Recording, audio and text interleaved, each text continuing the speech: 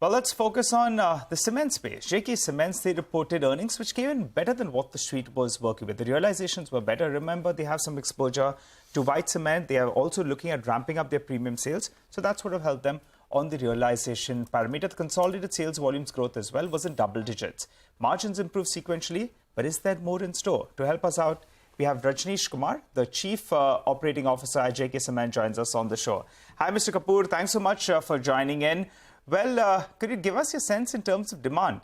How are things on ground? Are they as strong? We're getting into a monsoon season.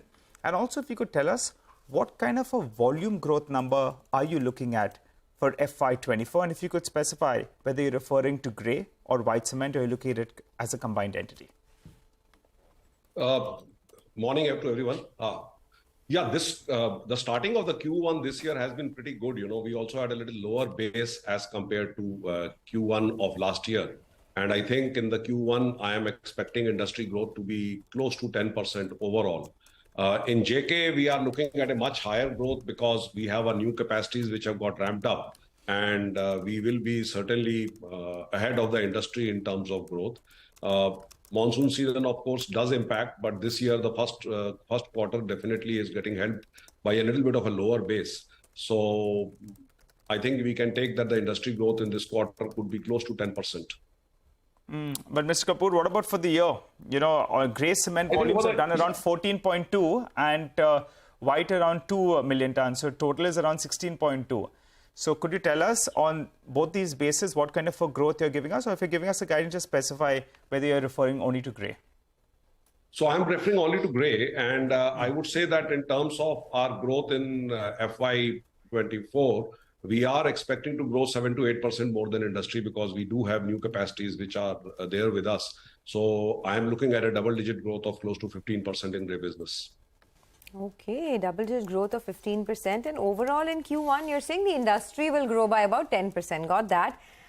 Can you tell us a little bit about, what this means for your operational performance, right? In Q4, your EBITDA per ton was somewhere around 750 rupees. And I wanted to understand, is there potential to grow that further? Are we looking at 1,000 rupees per ton anytime soon? Have raw material costs come off enough? If you can just give us a sense of which way things are headed and what the range could be. So to just give you a sense of raw material cost, let's say I just take a ballpark number and try to give you some reference. The US petcoke landed in the month of May would be, on an industry average, close to about 2.3 to 2.4 rupees per 1,000 kilocal, which in the month of June is likely to go down to the region of 2.1 and going forward to the region of 1.85. Now, that can translate into a good, savings. A 10 paisa saving in this fuel rate would result to close to 75 rupees in clinker and maybe about 50 rupees in cement. So going forward, certainly the industry would get benefited by the lowering of the fuel costs of all the coal and petcoke cost. And therefore, my directional thought would be that in Q1 of the coming year, we should see a growth in EBITDA per ton by about 100 rupees across the industry. However, when I say that, we have to factor in the point that the top line growth also is very important.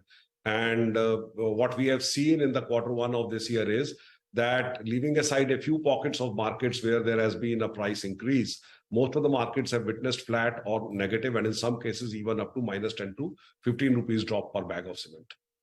So this 100 rupees rise in EBITDA per ton is for the industry in Q1. What would this mean for JK Cement? We would be somewhere close to that. And for us, I think our real good times. So I just want to factor in one point that in Q1, we are still in the process of getting 100% efficiencies from our new plants. The Panna expansion that we have done for an integrated plant and the Hamirpur grinding unit. And I'm happy to inform that we had a 60% capacity utilization of these plants. In fact, in the month of March, we reached close to 80% capacity utilization for a new plant, which was only 3 months old. And as these operational parameters settle down, Q2 onwards, I would say that we would see JK Cement taking further improvements in the EBITDA per ton. Mr. Kapur, good morning. On cement pricing itself, we should not hold out hopes, right? I mean, that maybe post-monsoon, things may improve, or any thoughts at all?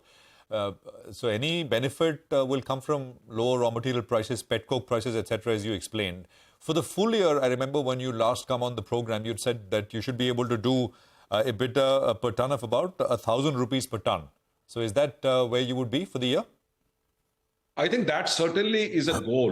And 1,000 rupees per ton, if you look at the cost of, the per ton cement cost going up, 1,000 rupees per ton in terms of our EBITDA margin would still not be very high. So that, of course, remains the directional goal for industry. In terms of pricing, as you said, I think we in cement industry are eternal optimists. We always hope that, things will improve because the kind of demand supply gap that we have, it's always going to be a challenge to, see the price increases coming very soon. But the way capacity utilization, the way demand is coming this year, especially in terms of, this being an election year and number of other infra pushes that are being taken by the government. Post-monsoon, yes, I do visualize price increase happening because unlike previous years where the industry used to see a bit of a price uptick in the month of April as the financial year started, this year, we have really not seen that kind of an increase. Indeed, Mr. Kapur. Yeah, sorry. Go ahead. No, but the good news, Mr. Kapur, for you is the price increases have been come about, but the pet coke, the way the prices are falling, that's great news for you, right? So on the margin, you're going to any which ways gain. So that's at least giving you some bit of cushion. Just a quick point on the EBITDA per ton, since you gave us the KCal, which was at around 2.6, come down to around 2.4, and you're saying it's going to head to around 2. Now, that will be good news. Your EBITDA per ton heads to around 1,000 rupees, say in the second half of this year. And I ask you this because operating leverage will play out. Panna will ramp up. WHRS as well is picking up steam out there, your cost saving. So 1,000 rupees in the second half of the year, that's the target? The target would be even more than that. But yes, certainly we are looking at 1,000 rupees per ton coming in the Q2. In Q2 or second half of the year? Let's say second half of year, Q2 will start operationalizing. So Q2 would be, moving in that direction. And when I say all that, 10 rupee price increase, if the industry is able to get, then of course, the story changes a little bit. Okay, all right. Mr. Kapur, we'll get back to your operational performance, but we understand and some reports are indicating that there's a big asset that's up for grabs. That's Sanghi Industries. Are you looking at any inorganic growth? First of all, have you heard of this? Because, that asset has not been able to ramp up. It's a 6 million ton unit, not even functioning at 50%. It was a matter of time before the promoters took the plunge, and now reports indicate that maybe they're taking that plunge. Have you all heard? Are you all interested? So we have heard about it, but currently, as the way our business is going, we have our expansion plans well listed down.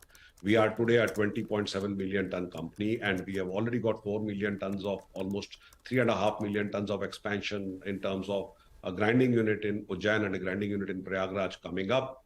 We also have a lot of mine reserves, which we are planning to build up on, expand Panna 2 at some point of time as we ramp up the capacities, and then also look at some of the other things. So currently, nothing to report on this Sanghi. Yes, we are aware of the Sanghi, being in the market. That's what we have heard. But currently, the guidance that I can give is that we are very much on course with our own, inherent expansions. And Okay, so safe to say that you're not interested in Sanghi at the moment. Yeah, maybe you can conclude that. Okay, all right. And we can be assured that whenever you see some interest, we'll be the first people to know, hopefully. But, I want to talk a little bit about the foray into the paint space, because your competitors are sitting up, taking notice, talking about how they're going to combat all of this competition. Initially, your investors were not too happy, but now, of course, as the street has accepted it, tell us a little bit about the paint foray itself. I think there was a 600 crore commitment.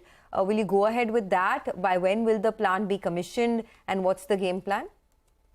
So I think for me, paint is like chalk and cheese. So it's not the business that I look after. But since I'm part of the same company, I can just tell you that we have a structured approach towards paints, and our paint team is really working very hard on it. And I think all these points are factored into our company's growth plan and growth strategy. So nothing much that I can, directionally tell you in terms of paint, except that I think the strategy and the plan is well on course, and the balance sheet will be taken care of. Leave us with two numbers then, Mr. Kapur. It's been a good chat with you, but premium sales as a percentage of your trade volumes, I think, are around 10%. Where do you see this number headed if you want to give us a longer time horizon? And also your debt number, net debt is closer to 2,900 crores. Where is that number headed? So first, let me take on this premium product thing. Premium product has become a segment by itself in the market. And we are in, we are currently present in quite a few markets in both the high early strength and also the waterproof kind of an cement product, which gives a water protection. And currently, our premium product percentage as percentage of net trade sales is about 10%. In markets of South, where we have launched the premium product the earliest, our trade share of premium product is close to 25%. In North, since we have started it recently, the percentage is lower and therefore the average is about 10. Our long-term target is to reach 20% of trade utilization. This year, I am hopeful of touching 15% because we are also starting to produce premium product from some of our new plants. And that we will be launching in the coming months. And that should help us in terms of increasing the percentage of premium product as part of our trade sales. So we can say that maybe by H2, we should be looking at 15% and long term, we should be looking at 20%. Debt? On debt, I think, so the debt bit, what I can say is that our debt should be now peaking out, and with the major capacity expansions already done, I think we should see cooling off on our debt in the coming years. Okay. Per bag, Mr. Kapur, this premium versus non-premium, what is the difference? How much, what is the profitability difference? So you see the revenue bit is more, the premium product, depending on different markets and the kind of product you have, sells about 20 rupees to 35, 40 rupees more than the normal PPC product. But then there is a packaging cost, and then there are certain issues in terms of, premium product, direct deliveries, since the order size is lower, it goes mostly through the depots. So I would say that it depends from market to market. It's quite logistics dependent. In some markets, you may get about 200 rupees delta. In some markets, you may be just breaking even as compared to PPC. The point to be kept in mind is that it's a totally different segment where a little bit of a more educated, customer wants to use premium product for obvious reasons to have better quality of product in his place. Yes. But I would say that it would depend from, industry to industry. Also, in the name of premium product, there are a number of products. So some products, while they are branded as premium, may not be much different from the premium. So therefore, let's say about 100 rupees. Yeah. Okay. All right. Yeah. 100 rupees per ton. Okay, fair enough.